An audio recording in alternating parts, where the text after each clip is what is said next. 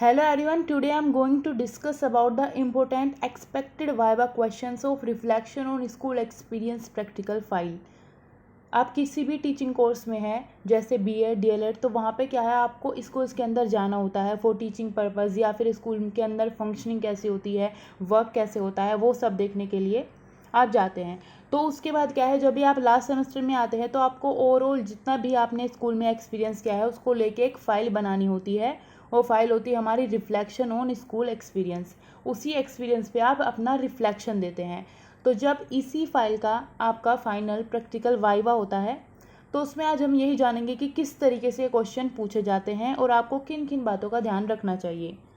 जैसे सबसे पहले तो आपसे यही कि जो भी आपकी फ़ाइल है, जो भी आपका एक कोर्स कंटेंट है, इसका नाम क्या है, इसका कोर्स कोड क्या है, ये बेसिक क्वेश्चन है, सब आपको पता होगा। बेसिक हर एक वाइवा में ये पूछा जा सकता है।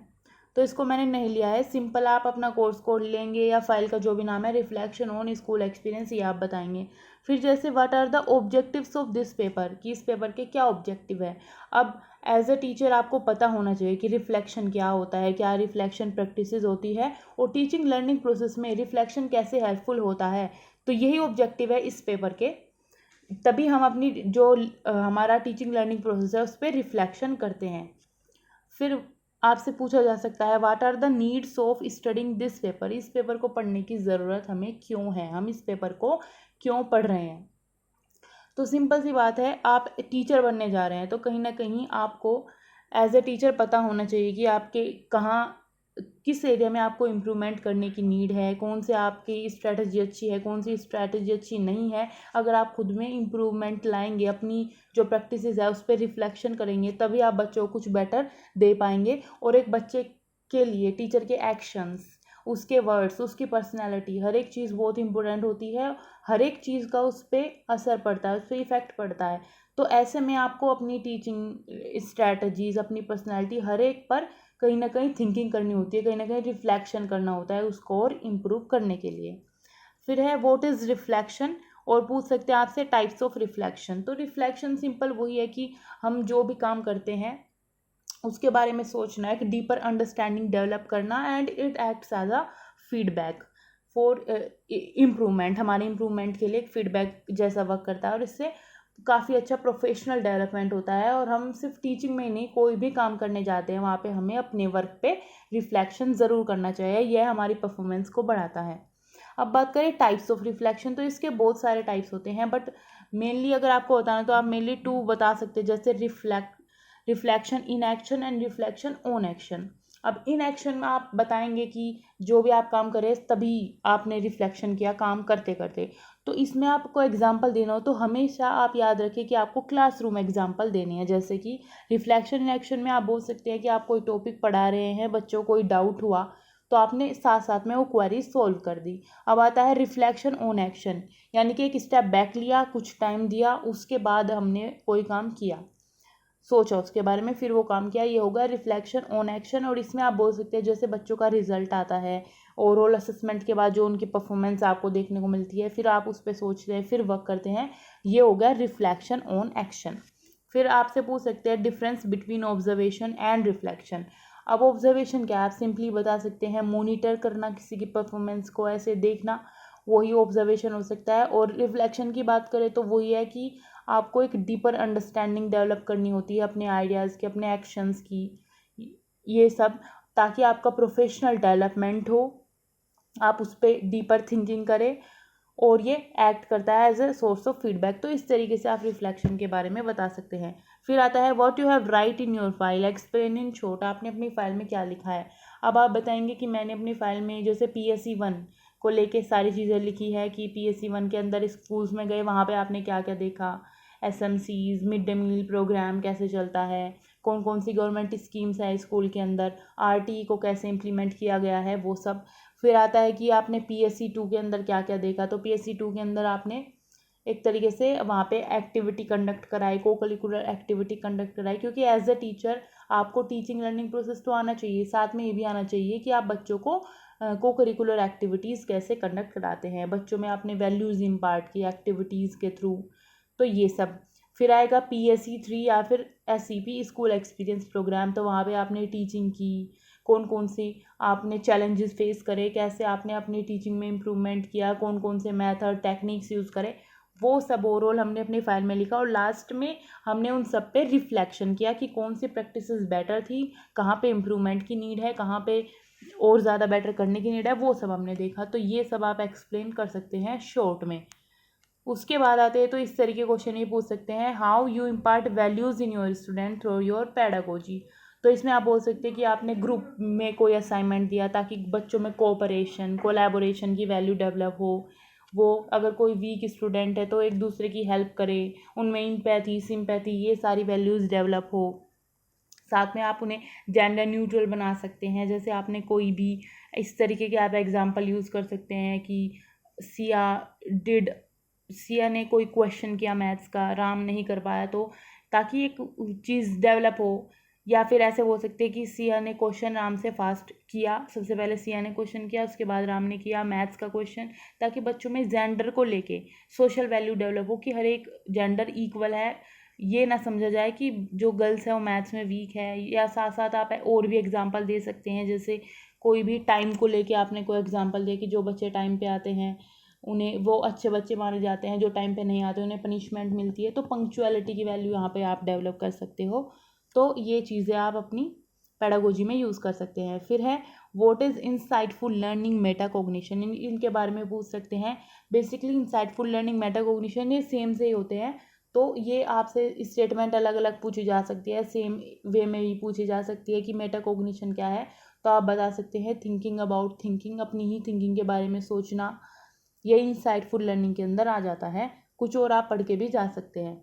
How you develop insightful learning in your students, तो ये चीज़ें भी आपसे पूछी जा सकती है। जैसे अगर आप इंग्लिश के टीचर हैं तो आप बोल सकते हैं कि आपने कोई पोएम पढ़ाई, कोई बुक, कोई भी पोम या कोई स्टोरी पढ़ाई है, तो फिर आपने उसमें पूछा है कि अगर ये एंड ना हो तो दूसरा एंड हो, दूसरा कहानी का दूसरा एंड हमें करना हो तो हम क्या कर सकते हैं। तो बच्चे डिफरेंट डिफरेंट आंसर देंगे तो उनकी इंसाइट डेवलप होगी। या फिर मैथ्स में आप कोई क्वेश्चन करा सकते हैं और खुद से ही आप कुछ स्टेप अगर मिस्टेक कर दे, गलत कर दे और फिर लास्ट में रिजल्ट सेम आए, तो आप बच्चों से पूछ सकते हो कि कहाँ पे मिस्टेक हुई। बच्चे अलग अलग आंसर देंगे। या फिर किसी भी चीज़ को पढ़ाने का इफेक्टिव तरीका क्या है, ये सब आप यूज़ करेंगे तो बच्चों में कहीं ना कहीं इंसाइटफुल लर्निंग डेवलप होती है। फिर आप पूछ सकते हैं आपसे what are habits of mind, तो एज ए टीचर आपको पता होना चाहिए। तो हैबिट्स ऑफ माइंड वो होती है जैसे अगर आपको कोई भी क्वेश्चन या कोई भी प्रॉब्लम आई तो आप कैसे इंटेलिजेंटली उसको फेस करते हैं। जैसे कोई क्वेश्चन है आपके सामने आया और वो आप उस क्वेश्चन को नहीं जानते, आप उसका आंसर नहीं जानते, नहीं समझते आप उस क्वेश्चन को, बट फिर भी इंटेलिजेंटली आप वो सिचुएशन हैंडल करते हैं, उसी को हम हैबिट्स ऑफ माइंड बोलते हैं। इसमें बहुत सारी हैबिट्स आ सकती है, जैसे इसके अंदर इंडिपेंडेंट थिंकिंग आ जाती है कि आप के खुद के व्यूज़ हैं, कामलेस आ सकती है, पेशेंस आ सकता है, बहुत सारी हैबिट्स इसके अंदर आएंगी। तो वो आप हैबिट्स बता सकते हैं। परसिस्टेंस आ सकता है कि आप अपने वर्क में कभी भी गिव अप नहीं करते हो, ये सब। फिर आती है which habits of mind you will use while doing group work आप कर रहे हैं तो इंडिपेंडेंट थिंकिंग। और एक आती है कि understanding other persons point of view, कि आप अपना अपना व्यू नहीं देंगे, इंडिपेंडेंट थिंकिंग आप करेंगे बट दूसरे के भी पॉइंट ऑफ व्यू को अंडरस्टैंडिंग के साथ समझेंगे। दूसरा इंसान क्या कह रहा है उसका कैसे यूटिलाइज हम कर सकते हैं अपने ग्रुप वर्क में, वो सब आप समझेंगे। तो इस तरीके के कुछ और हैबिट्स आप बता सकते हैं जब आप ग्रुप वर्क करते हैं। अब है वो techniques method you use in your SCP to improve your pedagogy. SCP यानी स्कूल एक्सपीरियंस प्रोग्राम। तो आप वहाँ पे बता सकते हैं हमने डिस्कशन कराया बच्चों का, और जैसे इंटरव्यू लिया, जैसे केस स्टडी में हम एक बच्चे का पूरा इंटरव्यू लेते हैं उसके बारे में बता सकते हैं। डिस्कशन के थ्रू आपने बहुत सारी चीज़ें बच्चों को बताई, उनके अंदर से ही खुद ही आंसर निकल के आए, किसी भी प्रॉब्लम का खुद ही बच्चों ने सॉल्यूशन ढूंढ लिया। तो ये सब कंस्ट्रक्टिविज्म आपने फॉलो किया है। मेथड्स में आप बता सकते हैं आपने चीज़ों को एक्टिविटी के थ्रू कराया है, डिमॉन्स्ट्रेशन आपने यूज़ किया। तो ये सब डेली लाइफ एग्जांपल्स आपने यूज़ किए। फिर है व्हाट इज़ इंक्लूजन। अब इंक्लूजन क्या है उसके बारे में आपसे पूछ सकते हैं। जैसे कोई भी किसी भी बच्चे को, सभी बच्चों को इक्वल अपॉर्चुनिटी मिले irrespective of their class, caste, gender, disability, religion, बहुत सारी चीज़ें इसमें अंदर आ सकती है। तो इसी को हम बोलते हैं इंक्लूजन, कि सभी बच्चे नॉर्मल और वो बच्चे भी जो डिसेबल्ड है या डिसएडवांटेज्ड है किसी भी रीज़न से, सभी एक रूफ के नीचे एक साथ पढ़ाई करें, उसी को हम इंक्लूजन कहते हैं सबका साथ सबका विकास, ये इसको फॉलो करता है। Movies that shows gender stereotypes, तो ऐसी कोई मूवी आप बता सकते हैं, जैसे पिंक मूवी हुई या ऐतराज मूवी हुई, जो भी मूवी आपके मन में आती है। बवंडर है एक मूवी, तो ये सब आप बता सकते हैं जहाँ पे कहीं ना कहीं वुमेन्स को बहुत चीज़ें फेस करनी होती है, स्टीरियोटाइपिंग दिखाई जाती है, वो सब। फिर आता है टूल्स ऑफ रिफ्लेक्शन। रिफ्लेक्शन के क्या क्या टूल्स हो सकते हैं, तो उसमें आप बता सकते हैं लोग, जनरल राइटिंग, ये सब हो सकते हैं। जैसे लोग में आप रिटन रिकॉर्ड रखते हैं अपनी परफॉर्मेंस का, और जनरल राइटिंग भी लगभग सिमिलर होता है, उसमें थोड़ा आप डायरी राइटिंग करते हैं और एडिशनल चीज़ें लिख सकते हैं। लोग में बेसिक जो इंपॉर्टेंट होता है वो हम लिखते हैं। ये हो गए हमारे टूल्स ऑफ रिफ्लेक्शन। फिर आती है एक्टिविटीज़ कंडक्टेड इन स्कूल्स। आपने स्कूल्स के अंदर क्या क्या एक्टिविटी कंडक्ट कराई, जैसे आपने ऑनलाइन हो ऑफलाइन हो, एक चीज़ हमेशा हो सकती है क्विज़, तो आप ऑनलाइन क्विज़ कंडक्ट कराई, ऑफलाइन क्विज़ कंडक्ट कराई, ये आप बता सकते हैं।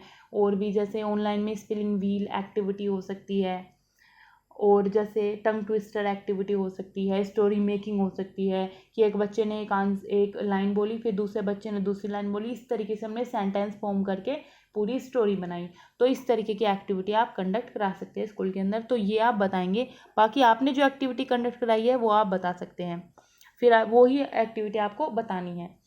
फिर है what do you mean by gender neutral school, तो यहाँ पे आप बताएंगे स्कूल जो इंक्लूजन के प्रिंसिपल को फॉलो करता हो, उसी को हम जेंडर न्यूट्रल स्कूल बोलेंगे। एक इंक्लूसिव स्कूल जहाँ पे किसी भी बच्चे के साथ किसी भी बेस पे कोई डिस्क्रिमिनेशन ना किया गया हो, सभी बच्चे एक साथ इक्वल अपॉर्चुनिटीज़ के साथ क्लास में बैठे और अपनी टीचिंग लर्निंग का वहाँ पे प्रोसेस हो, तो ये आप बता सकते हैं जेंडर न्यूट्रल स्कूल में। नेक्स्ट क्वेश्चन है हमारा what changes you feel in you after reading this paper. इस पेपर के बाद आपने क्या चेंजेस फील किए, तो आपने टीचिंग प्रैक्टिस की है या स्कूल्स के अंदर गए हैं, लेकिन आपने कभी रिफ्लेक्ट नहीं किया, आप नहीं वर्क पे, बट इस पेपर की ऐसे क्या है कि आपने रिफ्लेक्ट किया, तो आप ये बता सकते हैं और आपने समझा कि कहाँ कहाँ पे इम्प्रूवमेंट होना चाहिए, कौन सी प्रैक्टिसेस बेस्ट रही, वो सब आप यहाँ पे बताएंगे। तो इसलिए चेंजेस आपने अपने में फील किए हैं और आप फर्दर भी अपने टीचिंग करियर में भी इनको इम्पार्ट करेंगे अपने में, ये होगा।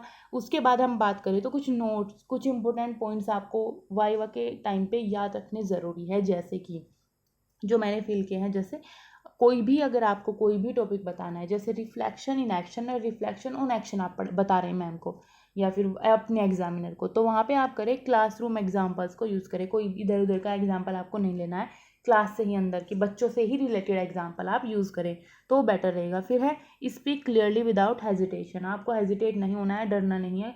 जो भी क्वेश्चन आपसे पूछा जाए, बेसिकली वही क्वेश्चन आपसे पूछे जाएंगे जो आपको बेसिक पता होंगे। अगर आपने अच्छे से PSC 1 PSC 2 SCP ये सब किया है तो आप इजीली उन क्वेश्चंस का आंसर दे सकते हैं। तो आप क्लियरली और विदाउट हेजिटेशन वो आंसर्स करें। फिर है use your example that you experience in your teaching learning process, कि आपसे कोई भी चीज़ें पूछी जा रही है, कुछ भी क्वेश्चन पूछ रहा है, तो आप अपने एग्जांपल दें कि मैम मैंने ये चीज़ें यूज़ की है, सर मैंने ये चीज़ यूज़ की, मैंने ये टेक्निक, आप अपना ज़्यादा बता पाए कि मैंने अपने बच्चों को पढ़ाने के लिए जब ये प्रॉब्लम फेस की तो मैंने ऐसे किया, इस तरीके से एग्जाम्पल यूज़ करें। फिर आता है if you don't know the answer try intelligent guess. अब आपसे कोई भी आंसर पूछ लिया, अब आपको नहीं आता है तो आपको बिल्कुल चुप नहीं रहना है, आपको कहीं ना कहीं एक इंटेलिजेंट गेस करके वो आंसर देना होगा। अगर आपको क्योंकि कहीं ना कहीं कोई भी आंसर जो एक्सटर्नल है उन्हें बताया कि बिल्कुल सही कोई आंसर नहीं होता और बिल्कुल गलत कोई आंसर नहीं होता। अब ये कोई इंटरव्यू नहीं है जहाँ पे आप पे कोई आंसर नहीं आ रहा है तो आपने ये बोल दिया कि मैं आंसर नहीं कर पाऊंगा। बट अगर वाइवा में आपसे कोई क्वेश्चन पूछा जा रहा है तो आपके उससे रिलेटेड अपना कोई एक्सपीरियंस है, उससे रिलेटेड आप जितना भी जानते हैं आपको बेसिकली वो बताना चाहिए, कि ऐसा ना हो कि आप बिल्कुल किसी क्वेश्चन पे बिल्कुल चुप है, आपको कुछ नहीं आता है, तो ये थोड़ा सा आपको बताना चाहिए, वहाँ पे आपको इंटेलिजेंट गेस करना चाहिए। तो ये कुछ नोट्स हुए। Thanks for watching. अगर आपके लिए ये वीडियो हेल्पफुल रही हो तो इसको लाइक करें, शेयर करें और चैनल को सब्सक्राइब करें। अगर आपको और वीडियोस देखनी है B.Ed DLED practical files, assignment, theory से रिलेटेड, तो आप चैनल पे जाकर प्लेलिस्ट में देख सकते हैं।